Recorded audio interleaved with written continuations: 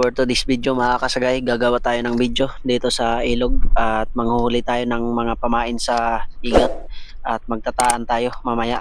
At yun, pasensya na talaga kung natatagalan yung ating pag-upload ng video dahil lagi tayong pagod sa trabaho at habagat pa rin dito sa amin at malalaki pa rin yung alon dahil may dumaan din na bagyo dito, kaya hindi tayo makapamana. Siguro next week pa tayo makakapag-upload uli ng ating spearfishing activities. Sana mga kasagay hindi kayo magsawa na sumuporta at sumubaybay sa aking munting channel nang sa gayon ay mas lumago pa at dumami pa yung aking subscriber. Fish on mga kasagay. At buti na lang yung mga sumisibad o nahuli natin ay saktong pamain yung laki niya. At ganito rin yung hinahanap natin na size na pamain para malunok talaga kahit maliliit na kasili o igat yung kumain ay mahuhuli natin. At yung tumalon pa nga, ayaw yatang magpadala.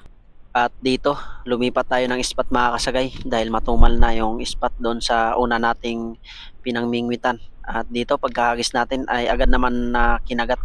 At yun, fish on mga kasagay, huli na naman.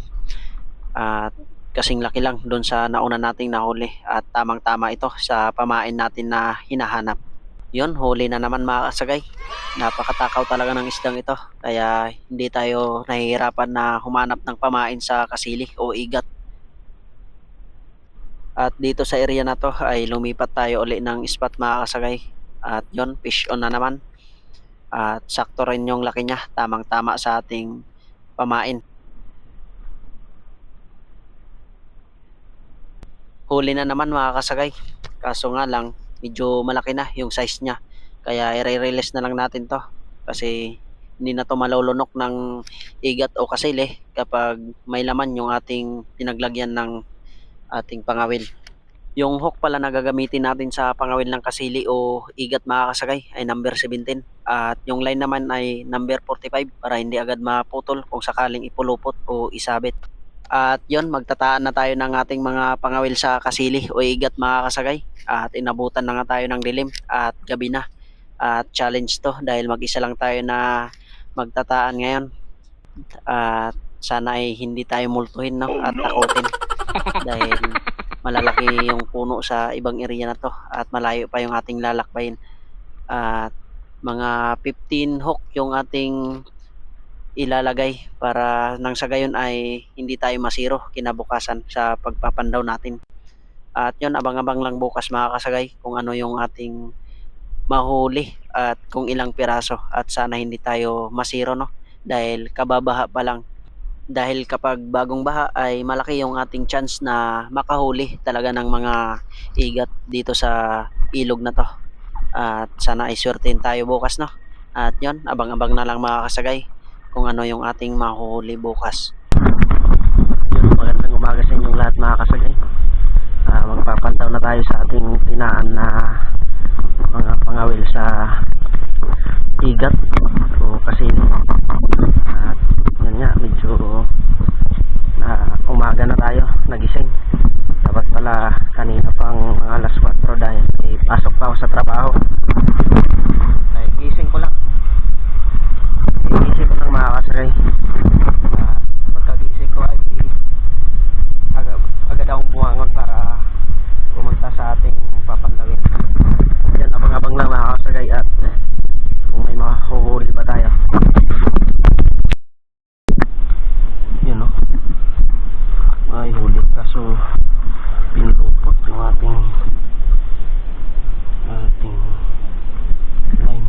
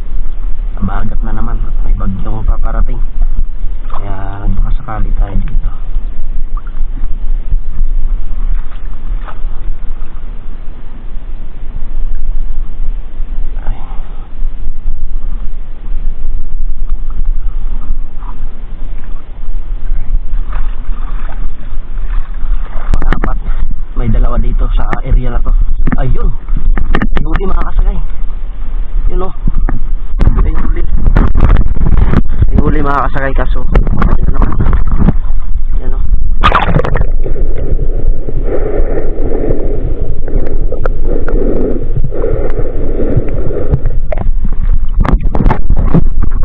Lord, nakalaban tayo mga kasagay.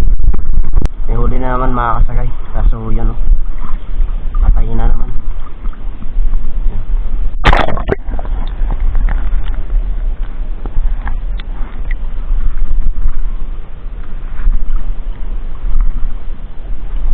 Maagang sumibad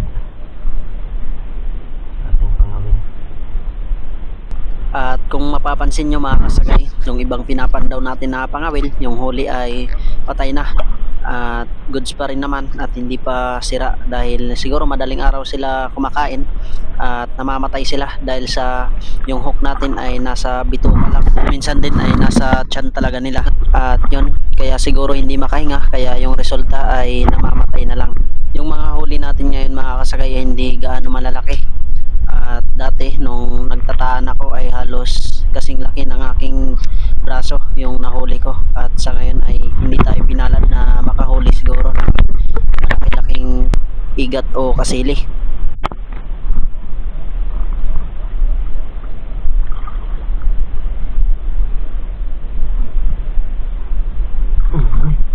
Huli mga kasagay. Huli.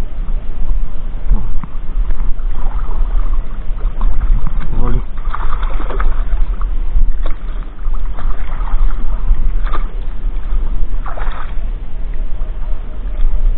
Meron din mga kasagay.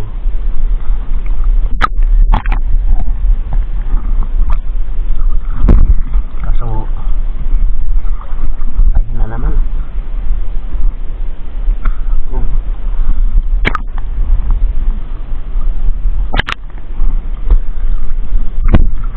At yun, tapos na natin na pandawin yung kabilang area mga kasagay.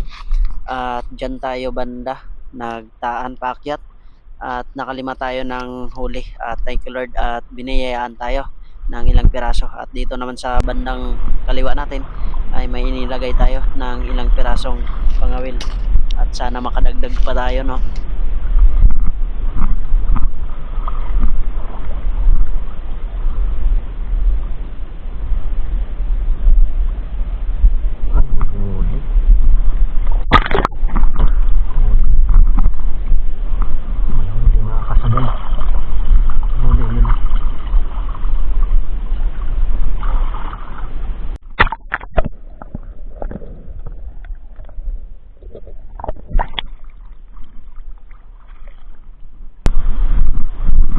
Sa area na to mga kasagay, dito sa ilog na to, dalawang pangawil yung ating nilagay.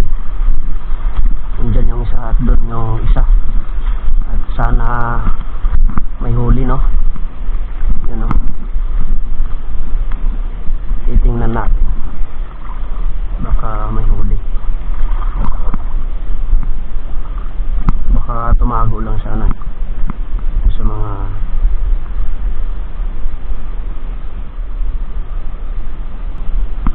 ay may huli mga kasagay,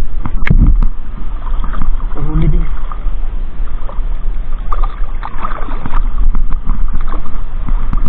Ang likot.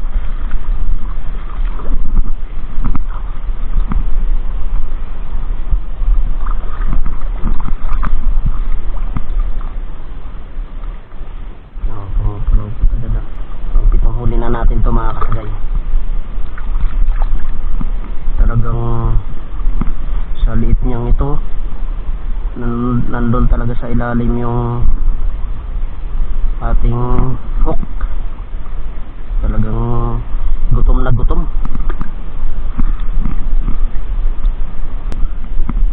May huli rin mga kasagay, malaki-laki yun, may huli. Ang dami nating huli ngayon. Swerte talaga tayo sa ngayon. Swerte. Ang daming biyaya ngayon mga kasagay. Pag ganitong bagong baha talaga,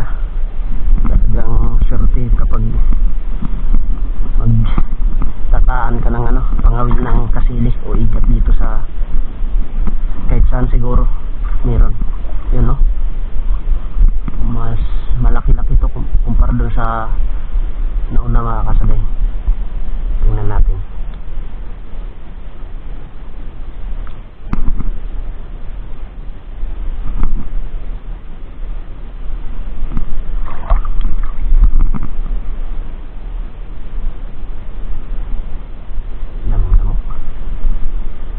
Palaay mo, isang spot mga kasagay. Dalawa yung huli natin. Buti na lang dalawa yung nilagay ko dito.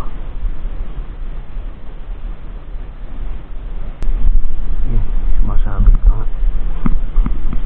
Sumabit.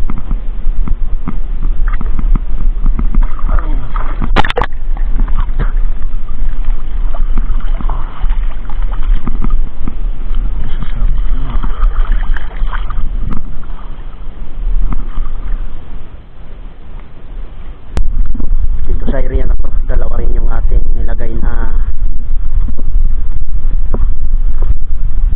kawil. Kaso nga lang pang wala namang huli dito, wala yatang laman. Nalaw yung ating pamain. Ginalaw yung kahit pamain man lang, talagang bawas.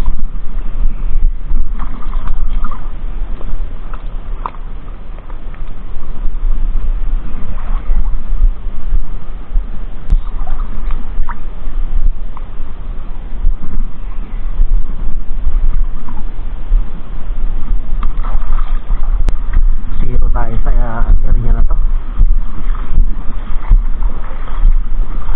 Nasa gilid lang yung ating pangawil.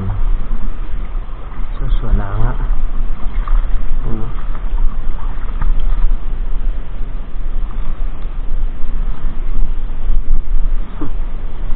Pinaglaruan lang yung ating pamain. Layatang laman.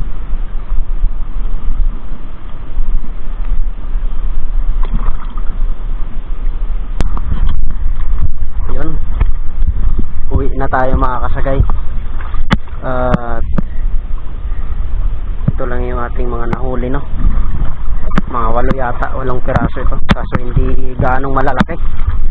Pero gayon pa man, ayos na ito at hindi naman tayo na zero, no? At may pangulam na tayo. At mamaya kung may manghihingi sa atin na makasalubong natin ay bibigyan na lang natin, no? Marami-rami naman ito eh. Sobra-sobra pa to sa pangulam lang natin.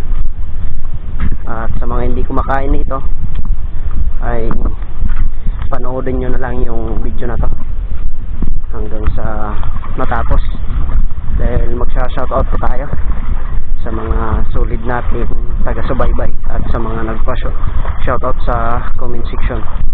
Kuha ka? Tawag ka sila? Kuliah kayo kaya paborito. Oh. Oh.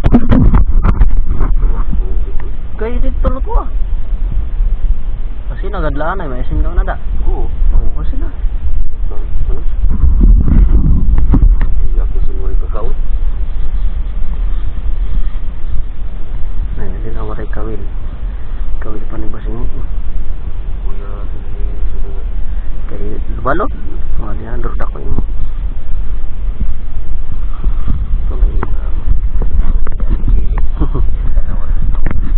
Okay, kulot, waralap siya kaon niya na.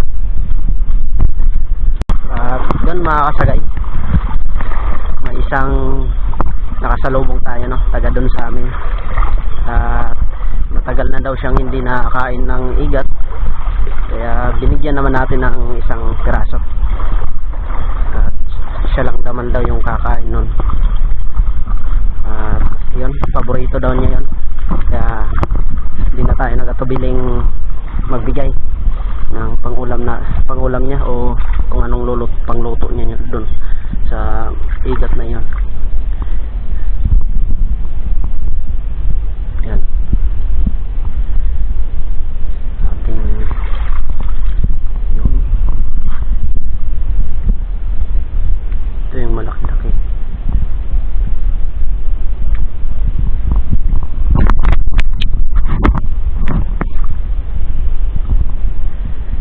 Ito lang yung malaki-laki sa kanila. nila mga kasagay. Yung isa na kasunod nitong malaki, binigay na natin dun sa nakasalubong natin kay Tatay Bin. At paborito daw niya yon, yung igat, at matagal na daw siyang hindi nakakain ng igat na galing sa ilog. Yon, dahil pauwi na tayo mga kasagay, sabay na rin tayo maligo dito sa area na ilog na ating nadaanan at medyo malalim naman. At sabay na rin natin na shoutout yung ating mga masugid na taga-subaybay, pati na rin yung mga nagpa-shoutout sa comment section at sa mga bago kong subscriber at solid na supporters. Unang-una, shoutout kay RFG Fishing Vlog, Ka Fishing, Rolly Vlogs, kay Humalig Ako Vlog, shoutout kay Renz Amigo Vlog, kay Papa John TV Vlog, shoutout kay Joseph Agdon Spear Fishing, kay Waray Vlog, shoutout kay Buds Fishing, kay Bicol Hunters Vlog, shoutout kay Jose Cobras Vlog, ka Hector Adventures by Dexter, Boobirds Adventure, shoutout kay Rowena Lagria, kay Bandido PH, shoutout kay Christina Channel, shoutout kay Bara Divers, Airbook TV, shoutout kay Migo Adventure, at shoutout kay Rapi Spear Fishing at sa kapatid niya Renan Fishing Adventure.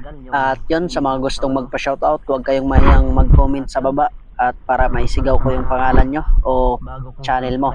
At yun, maraming salamat sa pagtangkilik sa aking hindi naman kagandahang video. At yun, maraming salamat sa inyong lahat. At hanggang dito na lang yung ating video. At hanggang sa muli mga kasagay. At ingat kayo palagi. Bye bye.